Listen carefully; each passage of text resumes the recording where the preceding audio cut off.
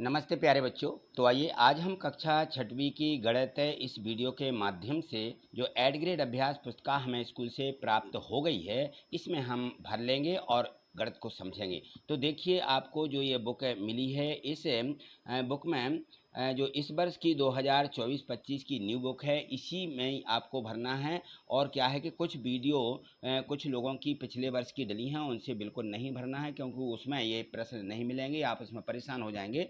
तो आपको जो है ये वीडियो इसीलिए बनाई गई है, इसी वर्ष की न्यू वीडियो है। और यहाँ देखें तो ये सबसे पहले यहाँ से चलते हैं अध्याय 1। इसमें दिया गया है अपनी संख्याओं की जानकारी, ठीक है ना।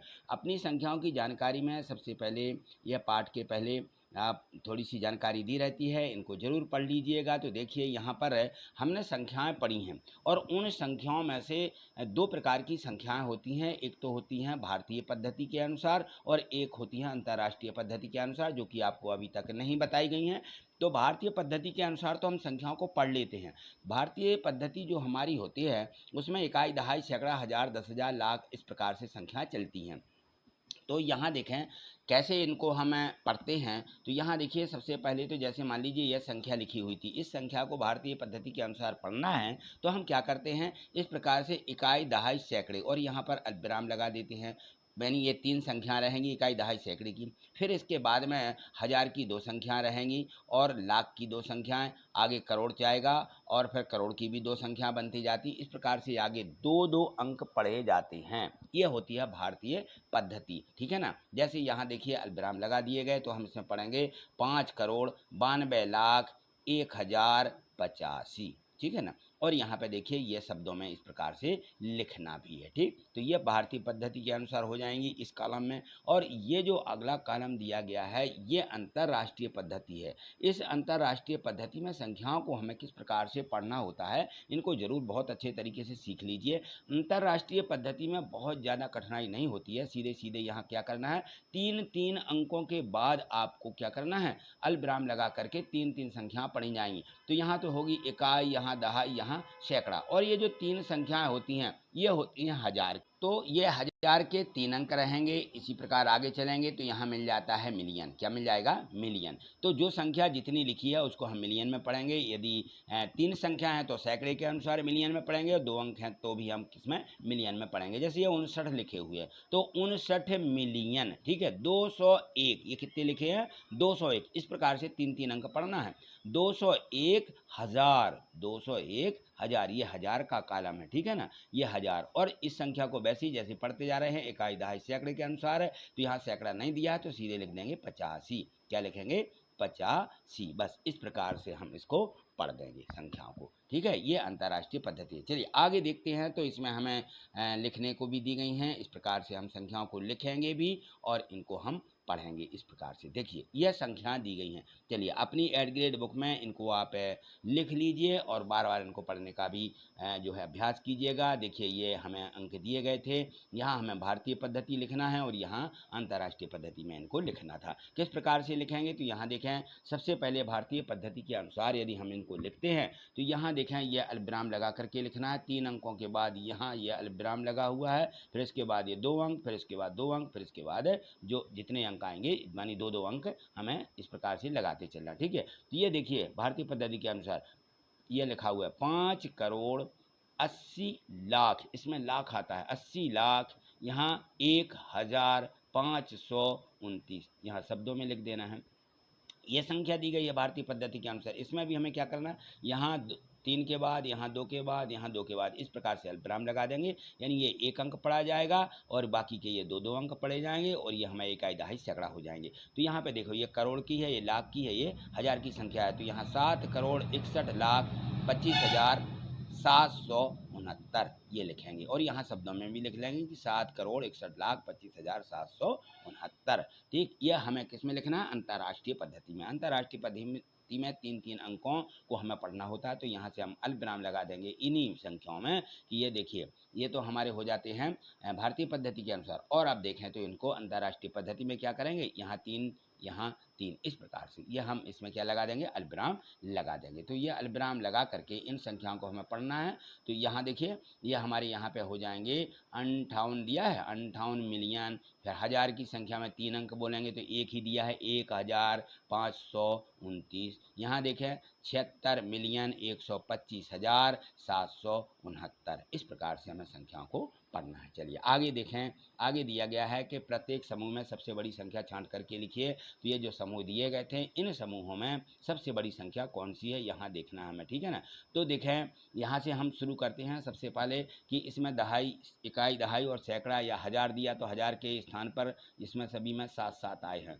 इसके बाद देखें तो यहाँ पर सैकड़े के स्थान पर 700, बस यही बड़ी संख्या हो जाएगी क्योंकि यहाँ सैकड़े के स्थान पर 0 है, यहाँ 7 हैं तो यह बड़ी संख्या कहलाएगी 7700 यहाँ लिख देंगे। इसी प्रकार से इनको चेक करते हैं। पहले हम बड़ी संख्या यानी अपने बाएं तरफ से इनको मिलाते चलते हैं। तो बाएं तरफ देखें इसमें भी 2 4 2 4 और यहाँ 2 शून्य आ गया। तो सबसे पहले तो ये नहीं हो सकती, इन दोनों में से देखें तो इसकी हम दहाई लेंगे, इसकी भी दहाई लेंगे। इसमें शून्य दिया, इसमें 8 दिया, तो ये सबसे बड़ी संख्या 2480 ये बड़ी संख्या हो जाएगी। इसी प्रकार से इसमें देखें तो इकाई में देखें 95 लिखे, इसमें 93 लिखे, तो सबसे बड़ी संख्या 95 वाली होगी। ठीक, ऐसा हमें इनको देख लेना है।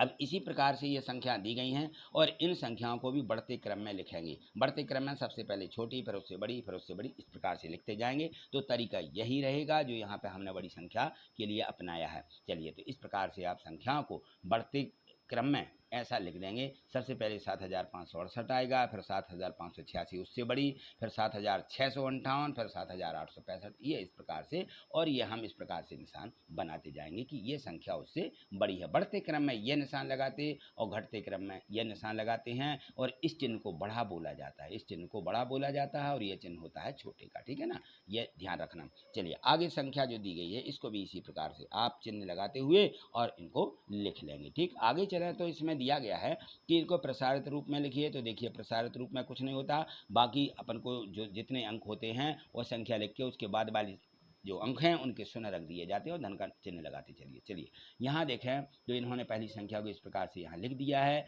यहाँ 7050 आया 7050, तो 7000 पूरे लिखेंगे। फिर यहाँ पे देखें सैकड़े के स्थान पर 0 है तो 0 लिख देंगे। फिर इसके बाद देखें यहाँ पे कितना आया है 50 लिख देंगे। फिर इसके बाद 0 आ जाएगा, ठीक है। फिर यहाँ भी देखिए 3000 लिखेंगे, फिर 0 आएगा, फिर 0 आएगा और इकाई में 3। तो ये होती है इस प्रकार से प्रसारित क्रम में लिखना। ठीक, चलिए आगे देखें तो आगे जो इसमें संख्या दी हैं यहाँ देखिए प्रश्नों को पढ़ करके नीचे दिए गए विकल्पों में सही उत्तर छांट करके लिखना है और सामने दिए गए सही घेरे को भरिए। इसमें से घेरे दिए गए A B C D, ये देखो ये A वाला है, ये B वाला, ये C वाला, ये D वाला, ये इस प्रकार से ये घेरे दिए गए। ये B का है, ये C का, ये B का, ये C का और ये D का। किसको भरना है आपको, जो यहाँ सही होगा कि 1 किलोमीटर में कितने मीटर होते हैं, 1 किलोमीटर में 1000 मीटर होते हैं। तो 1000 इसमें से चेक करना किस में दिया, C में दिया, ठीक है ना। C का में टिक लगाएं और यहाँ पर उत्तर के रूप में भी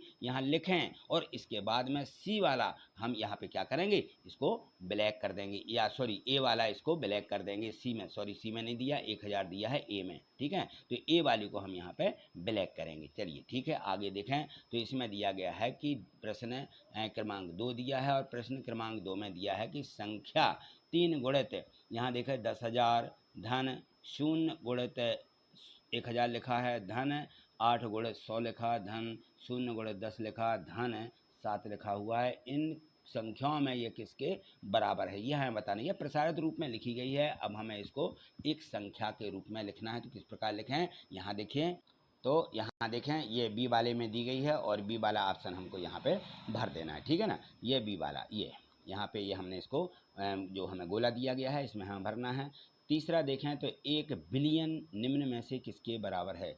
1 बिलियन पूछा गया है। 1 बिलियन 1000 मिलियन के बराबर होता है, जो कि ए वाले ऑप्शन में दिया गया है और ए वाले इस गोले को भी हमें यहाँ पे भरना है। ठीक, चलिए यहाँ पे प्रश्न चौथा, मेरे पास 500 रुपये के 40 नोट हैं। तो मेरे पास कुल कितने नोट हैं, 500 रुपये के 40, 500 में 40 का गुणा कर दीजिए। तो 500 में 40 का गुणा जैसे हम करते हैं तो कितने आ जाएंगे, 20,000। 20,000 ए में दिया है और यहाँ ए वाला ऑप्शन भी हमें इसको भर देना। चलिए प्रश्न 5वां देखिए, आगे 5वां प्रश्न दिया गया है। इसमें दिया है कि 30,000 10 किलोमीटर को अंकों में कैसे लिखेंगे। 30,010। अब देखिए यहाँ 30,000 के दोनों अंक दिए गए, 1000 के दोनों अंक दिए गए, 30,000 और आगे दिया गया है 10। तो देखिए यहाँ पे 1000 के बाद क्या क्या नहीं दिया, सैकड़ा नहीं दिया, सैकड़े का शून्य रख लेंगे और इसके बाद बोला है 10, तो इस प्रकार से 10 लिखेंगे। ये लग गया 30,010। किस में दिया ये हम चेक करेंगे, सी वाले ऑप्शन में दिया है तो ये सी वाला ऑप्शन यहाँ पे हम भर देंगे और सी वाले गोले को भी यहाँ पे हम काला या नीला या जो हमारा होता है पेन उसी से हम इसको भर देंगे। ठीक है, चलिए अगला प्रश्न दिया गया था कि प्रश्न क्रमांक 6, और प्रश्न क्रमांक 6 में है कि संख्या 6078 को शब्दों एवं प्रसारित रूप में लिखें। पहले तो इसको शब्दों में भी बताना है और प्रसारित रूप। तो देखिए ये दिया गया है प्रसारित, ठीक है ना, जो जिस संख्या जिस स्थान पर होती है उतने का या तो गुणा करते जाइए, तो ये भी प्रसारित रूप है। तो यहाँ देखिए 6078 लिखा तो 6 गुणित 1000 1000 लिख देंगे, 6 गुणित 1000, फिर धन लगा करके यहाँ सैकड़े में शून्य है तो 0 गुणित 100 आएंगे, सैकड़ा यानी 100। ठीक है ना, दहाई में 10 का गुणा होता है तो 7 गुणित 10 लिखेंगे यानी 70, फिर धन 8। इस प्रकार से हम इसको लिख देंगे, यानी पूरी संख्या 6000 धन 0 धन 70 धन 8 ऐसा भी लिख सकते हैं। और यहाँ शब्दों में लिखेंगे 6078 ऐसा। ठीक, चलिए यहाँ देखें 7वां प्रश्न। अंक दिए गए हैं 9, 0, 1, 6। इनसे 4 अंकों की सबसे बड़ी संख्या और सबसे छोटी संख्या बनाइए। तो सबसे बड़ी संख्या में कोई दिक्कत नहीं है, सबसे पहले सबसे बड़ा अंक रख देना, फिर उसके बाद उससे छोटा, फिर उससे छोटा, फिर उससे छोटा, यानी लास्ट का अंक जो रहेगा 0 या 1 जो भी हो। ठीक है ना, इस प्रकार से बनाएंगे तो ये सबसे बड़ी संख्या बन जाएगी। अब 4 अंकों की सबसे छोटी संख्या बनाना है तो ये होती है सबसे 4 अंक पूछा है। क्या पूछा गया है, 4 अंक। ऐसा नहीं कि हम 0 को बाद पहले रख दें तो वो 3 अंक की कहलाएगी, इसलिए 4 अंक की संख्या बनाने के लिए हमें सबसे पहले 1 को रखना होगा, फिर उसके बाद 0, फिर 6, फिर 9। इस प्रकार से इनको रखेंगे, ये कहलाएगी सबसे छोटी संख्या। चलिए अगला प्रश्न है, यहाँ देखिए प्रश्न 8 दिया गया है कि संख्याएं जो ये दी गई हैं इनको अवरोही क्रम में यानी घटते क्रम में, अवरोही का मतलब होता है घटते क्रम में, आरोही का मतलब होता है बढ़ते क्रम। ठीक है ना, तो एक यहाँ पे दिया 1748, 3950, 2010, 1987, 805। इनको काहे में लिखना है, अवरोही बढ़ते क्रम में लिखना। बढ़ते क्रम में लिखने के लिए सबसे पहले हम क्या करते हैं, वो घटते क्रम में लिखना है। घटते क्रम में सबसे पहले बड़ी संख्या, फिर उससे घटते क्रम में लिखते जाते हैं। ठीक है, तो यहाँ देखें सबसे बड़ी संख्या इसमें आती है जो वो आती है, तो यहाँ हमें सबसे पहले इनकी जो सैकड़ा 1000 दिया गया है, 1000 को पकड़ना है। यहाँ 1 दिया, यहाँ 3, यहाँ 2, यहाँ 1, यहाँ इसका 1000 नहीं दिया यानी 0 है। तो सबसे बड़ा 1000 का 3 आया है, यहाँ पे 3000 है ना, तो यही सबसे बड़ी संख्या हो जाएगी। 1000 को ही पकड़ के हमने इसको चेक कर लिया। फिर उसके बाद 1000 में देखें तो 2 आए हैं, फिर इसके बाद 2 वाली संख्या यानी 2000। ठीक है, फिर 1987 इसमें लिखा, 1748 इसमें लिखा, 1000 दोनों में है, तो हम इसको क्या पकड़ेंगे, फिर इसकी सैकड़ा को देखेंगे। सैकड़ा में यहाँ पे 1 दिया, यहाँ पर कितना दिया है, 9 दिया, तो 9 वाली संख्या उससे बड़ी हो जाती है, तो 1987 लिखेंगे। फिर इसके बाद लिख देंगे 1748 और फिर इसके बाद में देखें तो हम क्रमशः इसमें लिखते जाएंगे 805। ये हमारी लास्ट में संख्या हो जाएगी और इसमें ये चिन्ह बनाते जाएंगे बड़ा वाला। ठीक है ना, कि ये उससे बड़ी है, उससे बड़ी, इससे बड़ी, इस प्रकार से। चलिए प्रश्न 9वां देखिए, एक चुनाव में सफल प्रत्याशी ने 6,91,782 मत प्राप्त किए, जबकि उसके निकटतम प्रतिद्वंदी ने, यानी जो उसके विपक्ष में लड़ रहा था, उसने 3,80,510 मत प्राप्त किए। सफल प्रत्याशी ने चुनाव कितने मतों से जीता। तो हम क्या करेंगे, जो सफल हुआ ये सफल हुआ, ये सफल प्रत्याशी है, तो इसके मतों में से ये जो दूसरा प्रत्याशी था प्रतिद्वंदी, उसके मतों को घटा देंगे। ठीक है ना, तो अंतर आ जाएगा कि कितने मतों से उसने चुनाव जीता, बस इसको घटाना बस है। तो यह सफल प्रत्याशी के लिखे हैं, ये निकटतम प्रतिद्वंदी ने इतने मत प्राप्त किए, तो इन दोनों को क्या करना है, घटाना है। बस नीचे लिख करके घटा दीजिए, 2 में से 0 जाएगा, 2 ही बचेंगे। यहाँ 8 में से आप को 1 घटाना, यहाँ 7, तो यह घटाने की प्रक्रिया आप जानते ही हैं, तो इनको आप क्रमशः घटा लेंगे। यदि घटाते भी नहीं बनता है तो आप ज़रूर कमेंट्स करिएगा, मैं आपको घटाना सिखाऊंगा। चलिए आगे देखें, अगला प्रश्न क्रमांक 10 दिया गया है। तो 10 में दिया है कि एक बर्तन में 5 लीटर 500 मिलीलीटर दूध है, 25 मिलीलीटर धारता वाले कितने गिलासों में इसे भरा जा सकता है। तो देखिए अब हमें करना क्या है, इसमें इसमें पूछा है कि एक बर्तन में 5 लीटर 500 मिलीलीटर दूध, 25 मिलीलीटर दूध वाले धारिता वाले कितने गिलासों में भरा जाएगा। अब यहाँ हमें संख्या निकालना है, तो हम क्या करेंगे, 5 लीटर और 500 मिलीलीटर जो हमारे दिए गए हैं इनको हम मिलीलीटर में बदल लेंगे सीधा सीधा। तो यहाँ पे 5 लीटर माने 5000 मिलीलीटर हो जाएगा, और 500 और दिया तो 5500 मिलीलीटर, सीधा इकट्ठा लिख लेंगे। यहाँ देखें 5 लीटर 500 मिलीलीटर बराबर है 5500 मिलीलीटर, और 25 धारिता वाले में भरना है, ठीक है ना। एक कितने की दी, 25 की, तो यहाँ पे हम 25 का क्या लगा देंगे, भाग लगा देंगे। भाग लगा करके उत्तर आ जाएगा 220 गिलास। ठीक, चलिए आगे चलें। यदि आपसे ये भाग देते नहीं बनता तो इन संख्याओं को काट सकते हैं, ठीक है। काटना कैसे, जैसे इससे 5 से काट लें, पहले 5 पंचे 25, फिर इनको 5 5 से काट देंगे, 5 काम 5, 5 काम 5, 0 0 जो कि तुम आ जाएंगे। फिर 5 से काटेंगे, 5 काम 5, इनको काटिए, 5 दूनी 10, ठीक है ना। यहाँ एक बचेगी, फिर 5 दूनी 10, फिर 0 का 0, 220 गिलास, ये हमारा उत्तर हो जाएगा। चलिए आगे देखें, प्रश्न क्रमांक 11 दिया गया है। प्रश्न क्रमांक 11 में पढ़िए इसको। दवाई की गोलियों के एक बक्से में, दवाई की गोलियां हैं और वह एक बक्से में रखी हुई हैं। उस बक्से में यहाँ पे दिया है 2 लाख गोलियां हैं। कितनी गोलियां हैं, 2 लाख गोलियां हैं, जिनमें प्रत्येक का भार 20 मिलीग्राम है। एक गोली 20 मिलीग्राम की है, ठीक है ना। इस बक्से में रखी सभी गोलियों का कुल भार कितना होगा, तो कितना करेंगे हम, यहाँ पे 2 लाख में 20 का गुणा कर देंगे, क्योंकि एक गोली का वजन 20 मिलीग्राम है। तो 2 लाख गोलियों का 20 गुणित यहाँ 2 लाख में 20 का गुणा, ठीक। इस प्रकार से कुल भार मिलीग्राम में ये दिया गया था, इसमें 20 का गुणा किया, तो यह बन गया हमारा यहाँ पे 4 लाख मिलीग्राम कुल वजन गोलियों का हो जाएगा। अब यहाँ और आगे देखें क्या निकालना था इसमें, कि किलोग्राम में यह कितना है। अब हमें इसको किलोग्राम में बदलना है, तो हम कैसे बदलेंगे, मिलीग्राम के हमें किलोग्राम बनाना है, तो कैसे, बड़ी यानी हमें जब कभी भी इकाई बनाना होती तो हम भाग देते जाते हैं। तो देखिए 1 ग्राम में कितने मिलीग्राम होते हैं, 1 ग्राम में 1000 मिली होते हैं। तो हम यहाँ लिखेंगे कुल भार हमारे पास है 4 लाख है, मिलीग्राम दिया है, तो 4 लाख मिलीग्राम में हम 1000 का भाग लगा देंगे, तो ये ग्राम में बदल जाएगा, ठीक है ना। कितना आ गया, 4000 ग्राम मिल जाएगा, और यहाँ लिख देना कि 1 ग्राम बराबर 1000 मिलीग्राम, ठीक है। अब हमारे पास 4000 ग्राम आ गया। अब हमें मालूम है कि 1 किलो में कितने ग्राम होते हैं, 1 किलो में भी 1000 ग्राम होते हैं, 1 किलो में 1000 ग्राम, तो 1 किलो में, और फिर हम क्या करेंगे, जो हमारे 4000 ग्राम है इसमें 1000 का भाग लगा देंगे, तो कुल भार किलोग्राम में कितना हो जाएगा, 4000 बटे 1000 यानी 4 किलोग्राम, और यहाँ लिख देंगे कि 1 किलोग्राम बराबर 1000 ग्राम। ये हमें यहाँ पे लिखना भी है। चलिए अगला प्रश्न देखें, तो अगला प्रश्न इसमें दिया गया है 12वें प्रश्न में है कि वर्ष 2001 में किसी शहर की जनसंख्या यहाँ पे दी गई है 3,75,815 थी। वर्ष 2021 में, अब देखिए 1 से 21 यानी कितने वर्ष हो जाएंगे, 20 वर्ष में पता चला कि जनसंख्या में यहाँ पे जो वृद्धि हुई है, वृद्धि देखें तो यहाँ पे 89,209 की वृद्धि की गई। तो बताइए कि वर्ष 2023 में शहर की जनसंख्या बढ़ेगी या घटेगी। तो शहर की जनसंख्या क्या होगी भाई, बढ़ेगी, है ना। 2001 में जनसंख्या ये थी और 2021 में वृद्धि, इतनी वृद्धि हो गई, तो अब जनसंख्या 2023 में कितनी हो जाएगी, तो 2023 में ये हम क्या करेंगे, इसको जोड़ देंगे, जोड़ करके आ जाएगा हमारे यहाँ पे 4,65,024, ये जो है 2023 में शहर की जनसंख्या होगी, ठीक है। इस प्रकार से लिखना है। देखिए यहाँ पे प्रश्न क्रमांक 13, इसमें दिया कि एक व्यापारी द्वारा पिछले वर्ष में बेची गई वस्तुओं की दर, उसकी मात्रा निम्न श्रेणी में दर्शाई गई है। जो सारणी यहाँ पे दी गई है इसमें देखें, यहाँ वस्तुएं हैं शक्कर, आटा, पेंसिल, अभ्यास पुस्तिकाएं, साबुन, ये जो हैं उनकी दर दी गई है कि उन्होंने इसे दर के अनुसार उन्होंने सामान बेचा है, और उसकी मात्रा दी गई है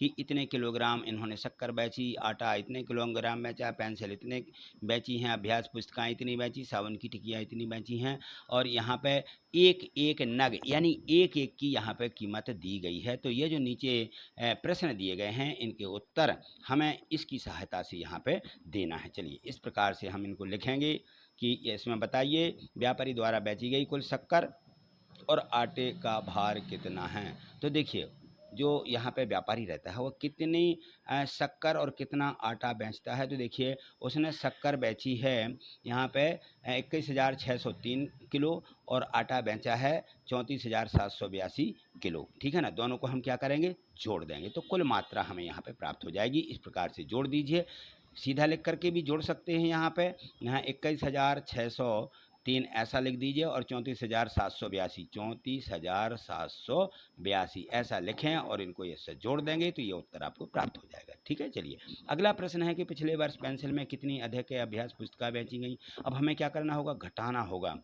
ठीक है ना, तो इसमें पूछा गया कि पेंसिल से कितनी अधिक अभ्यास पुस्तिकाएं अधिक बेची हैं, तो अधिक में से पेंसिलों को घटा देंगे, अभ्यास पुस्तिकाओं में से पेंसिल घटा देंगे। अभ्यास पुस्तिकाएं कितनी थी, 30,004 और पेंसिलें 28,520, ये हम घटा देंगे तो 1,484 अधिक बेची गई। ठीक है, प्रश्न 5वां देखें, 325 साबुन की टिक्कियों का मूल्य क्या है, ये आप सीधा सीधा यहाँ से उतार के लिख देना है आपको। ठीक है, साबुन की टिक्कियाँ, जो यहाँ पे साबुन की टिक्कियाँ दी गई हैं, ये 9 नंग थे, 9 रुपया प्रति नंग के हिसाब से बेचे गए हैं। इतनी 1,000 या 15,985 टिक्कियाँ थी जो कि बेची गई हैं। अब यहाँ पर देखिए एक टिकिया का मूल्य दिया गया है। अब ये तो उन्होंने बेची थी, लेकिन जो हमें पूछा गया है वो 3,225 का मूल्य पूछा गया है, तो हम 9 का गुणा 325 में कर देंगे तो कितना आ जाएगा, 2,925 रुपये। ठीक है ना, ये 325 टिक्कियों का पूछा गया था। चलिए